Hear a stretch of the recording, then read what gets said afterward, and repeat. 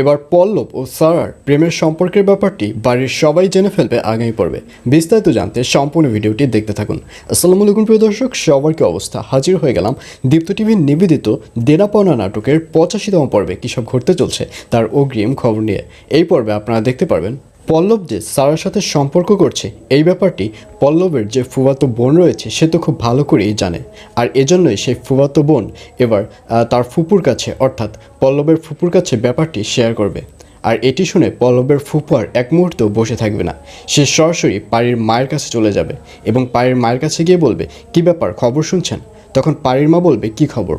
আসলে আমাদের এভাবে অপমান না করলেও পারতে, কারণ পল্লব যে সারার সাথে সম্পর্ক করে, সারার সাথে যে পল্লবের বিয়ে দেবে এটি আগে বললেই পারতে, তাহলে আর আমার মেয়ে আমি পল্লবের সাথে বিয়ে দেবার চিন্তা করতাম না।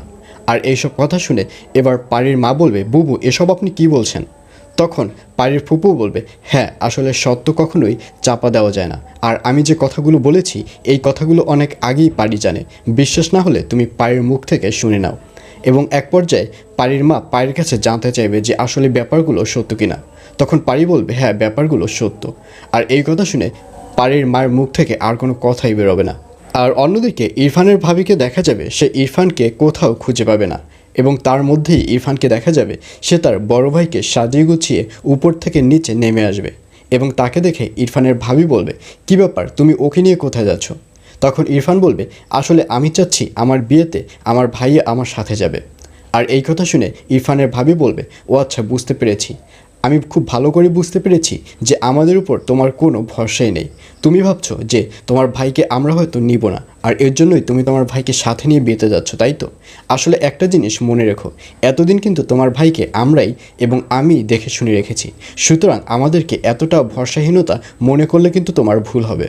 আর এই কথা শুনে ইরফানকে দেখা যাবে সে আর কোনো কথা বলবে না, এবং এক পর্যায়ে ইরফান বরবেশে তার যে বড় ভাই রয়েছে তাকে নিয়ে এবার পাড়িদের বাড়িতে চলে যাবে।